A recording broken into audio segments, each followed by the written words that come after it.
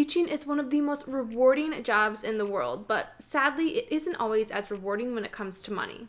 I am on a quest to become a 6-figure and then 7-figure teacher, and that's why we are diving in today to the secret sauce of what 6-figure and even 7-figure teachers do as side hustles that can become alternative careers for teachers. The goal is to be able to teach because you want to, not teach because you have to, right? It's time that we finally start making our worth, and if that sounds good to you, let's dive right in. Hey, it's Danny J. I'm an online teacher, entrepreneur, and business coach. I help people build lives of freedom through teaching online and also building scalable brands on YouTube. All right, so before we look into building 6-figure and 7-figure teachers and seeing what they have done, it's important first that we realize that all of the side hustles, alternative careers that I'm going to be talking about have these 3 elements. 1, they aren't hourly or salary based. That means that there's really room for that exponential growth and room to scale. 2, they all have the potential to be passive, so you're able to still make money after you set it up, even if it's running on autopilot. 3, they all scale well when really niche down, and we'll talk about that with each side hustle and alternative career we talk about today. The first side hustle that many 6-figure teachers take advantage of is social media, namely YouTube. You knew I was going to say YouTube.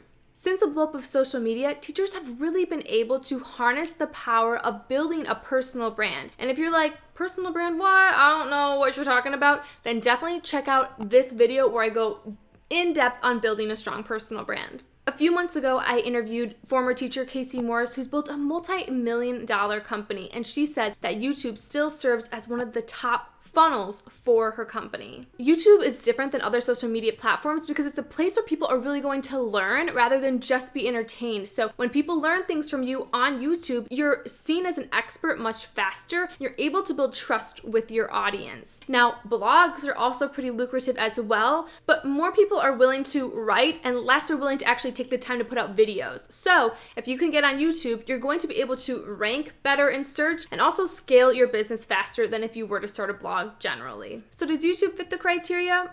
1, it is definitely scalable and not hourly. And 2, it definitely can become passive through ads, affiliate links, as a funnel into your courses or coaching, just like we heard Casey Morris talk about in this video. And 3, YouTube really succeeds when you niche it down and you're able to serve just one audience. There is a reason why all of the #1 refers for online English teaching companies come from YouTube. Again, people come here to learn. They want to learn what you have to share. And if you're feeling like YouTube is a good option for you to invest your time, then definitely check out my free Starting on YouTube cheat sheet where I share the tips to starting a really strong foundation. You can find that up here or in the description box down below. Also, if you'd like my blueprint to success, you can always sign up and join my YouTube mastermind.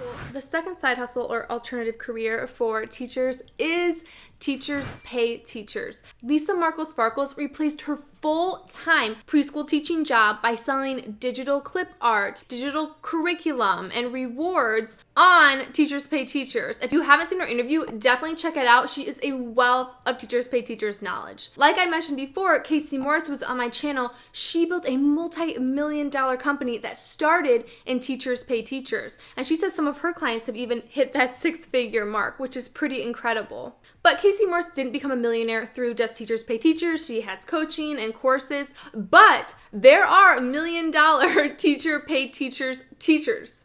There's a lot of teachers. Rachel Lynette is a teacher who literally became a millionaire just from selling Teacher Pay Teacher resources. I found an interview where she really asserted her success to finding a hole in the market. She said she liked task cards, but they were only really being made for primary age students, and she created task cards for other ages, and they took her store to a whole new level, and she really started to scale from there. So 1, Teachers Pay Teachers definitely has that scale factor. 2, it can become so passive after you make the resources, and you probably already made those resources if you're a teacher, right? You have ones that you can put up or just refine a little bit because you're selling digital curriculum or props.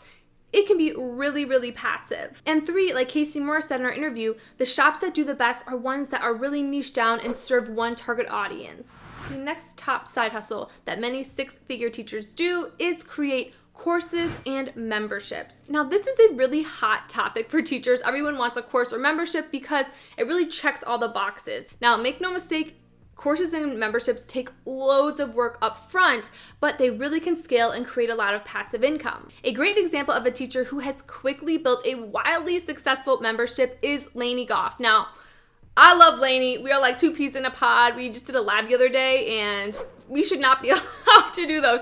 Anyway, that's really funny. You should go check it out. At one point, everybody starts sharing their celebrity crush.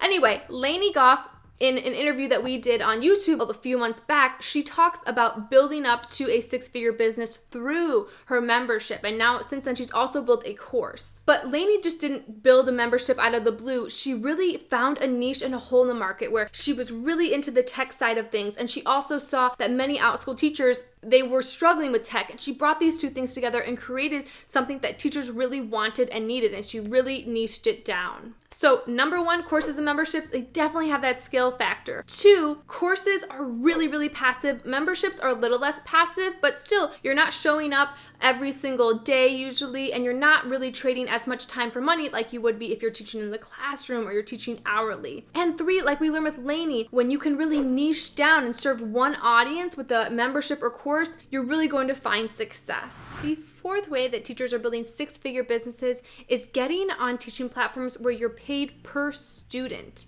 and you're able to actually form your own organizations, and this can be done through companies like Outschool. One of my former YouTube clients, Rochelle, has had crazy success on Outschool. She recently came out with a video that is 0 to 50K in 20 weeks.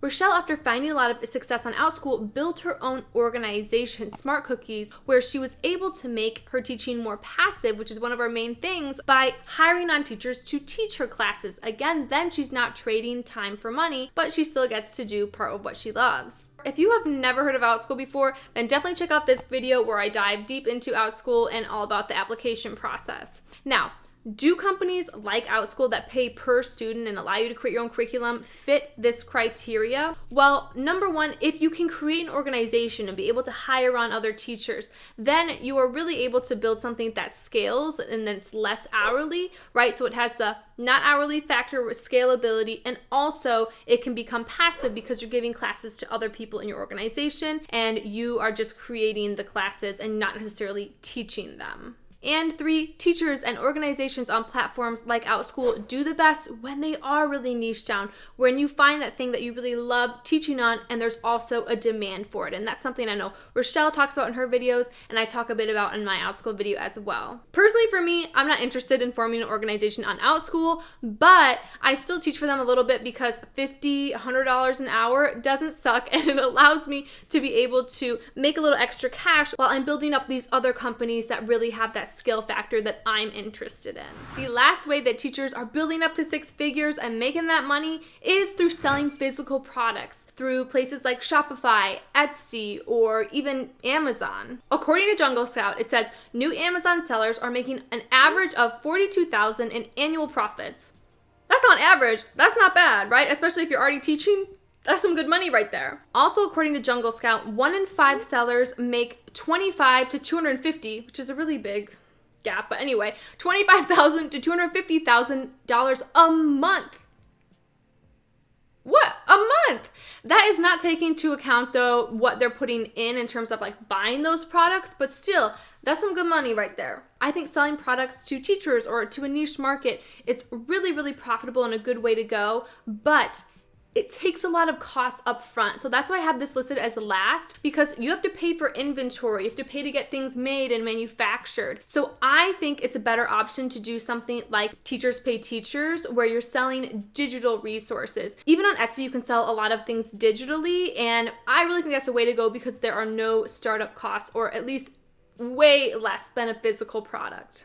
But with physical products, one, yes, you are able to scale. You have to make a lot of those sales though. Two, it's not as passive, but it is if you do something like Amazon FBA, fulfilled by Amazon, or you hire on a company to do all the shipping and fulfilling of orders for you, which is a pretty cool option that you can do nowadays. And three, like all these things, there's loads of success when you can find a niche and serve that one target audience. Now, I've talked a lot about niching today, and if that's confused you a bit, then definitely check out this video, and I have a freebie to help you find your perfect niche. You can fill out this worksheet. It's really, really helpful. Now, if you have squirrel brain like me and you have a million ideas, it is important to not pick multiple ones of these things to do. The reason that all of these teachers have succeeded is because they started with just one thing, right? They picked one specific industry, one specific niche, one specific side hustle to really allocate the time that they had left over in their day to.